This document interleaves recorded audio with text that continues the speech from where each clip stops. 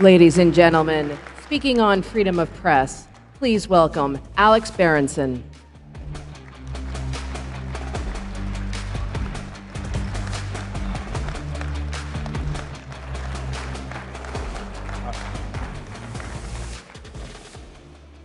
Well, thank you.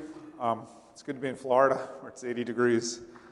I'm honestly as surprised as any of you that I'm here.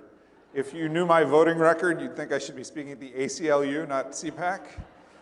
But times have changed, and the New York Times, where I used to work, has changed. I never would have imagined being on Fox regularly. Well, the Times either ignored me or tried to bash me. But it's not me, it's the Times. And columnists at the New York Times now regularly call for censorship. When you hear realities are, that's censorship. When you hear deplatforming Fox News, trying to get cable companies to drop Fox from their basic tier so that people have to pay extra for it when they don't have to pay extra for MSNBC or CNN, that's censorship. Whether it's government-controlled or not, it's censorship. And the Times actually, and other elite media outlets, have gone beyond that now.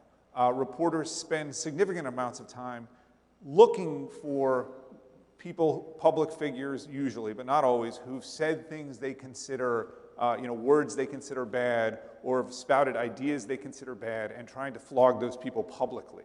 I don't know when that became journalism. It seems to be journalism now at the New York Times and other big outlets. But these people are frustrated. They're frustrated because they can't control the debate as completely as they would like. They're frustrated because 75 million people voted for Donald Trump, and they think that's a cataclysm. So they've actually turned to an even more powerful group.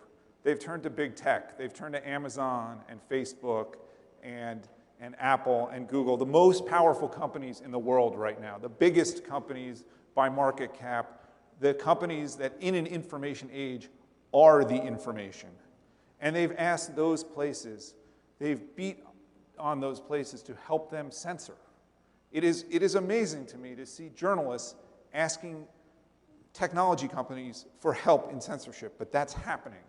And tech has agreed to this, partly out of ideology and partly because it's in their interest, it seems. And so we're at a time where Facebook will dump groups it doesn't like, where YouTube will prevent people from uploading videos that have information that runs, quote unquote, contrary to established health advice about COVID, when in reality that advice has changed over and over again. The guidance about masks, the guidance about whether antibodies are protective, the guidance about whether school openings may be dangerous, that's changed over and over again. But whatever today's official version is, you are in trouble if you try to speak out against it. And in June, Amazon would not let me publish this book. I was very lucky. Elon Musk and other people spoke up for me, and Amazon relented. But this censorship is still happening. There's lots of people who can't get their stuff published on Amazon. And it's not just about COVID. You may have seen earlier this week, Amazon stopped selling a book from a conventional publisher, a conservative but a conventional publishing house, that was about, it's called When Harry Became Sally. It's about the transgender movement. And they decided for some reason they didn't like it and weren't going to sell it. So all of this, it's happening together, and I'm not saying that, that Mark Zuckerberg and Jeff Bezos are having a conference call about this, but it is by design. It is squeezing the flow of information, and it's extraordinarily dangerous for big companies to do this when they're quasi-monopolies. But journalists, the people who should be speaking out against this, are cheering it on.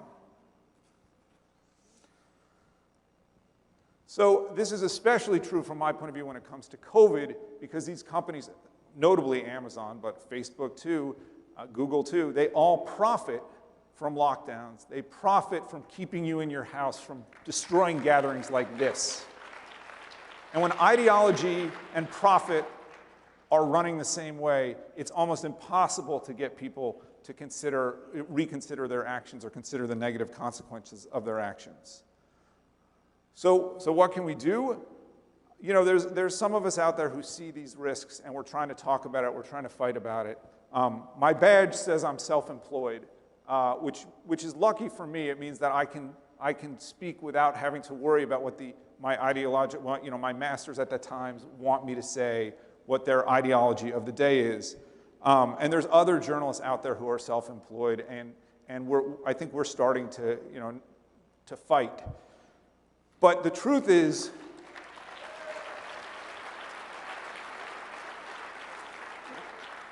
even though the badge says self-employed, it's not true. I'm employed by all of you.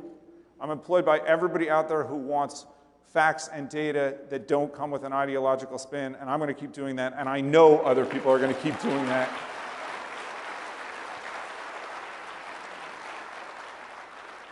And so I am stuck with, or have fallen in with, or however you want to put it, the conservative movement. Because right now, you're more committed to freedom of thought and speech and debate than anyone else, and you should be proud of that.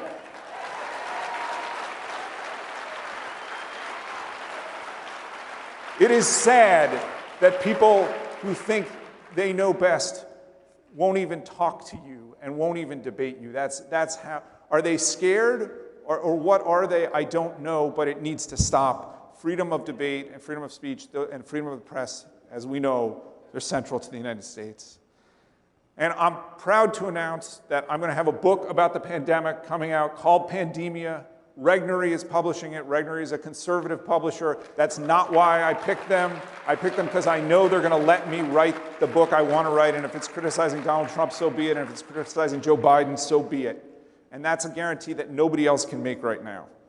So you can buy that book on Amazon right now. You can pre-order it. If Amazon will still sell it in 6 months, we'll see when it comes out. But one way or another, the truth is going to come out. And hopefully we'll all be there for it. Thank you very much.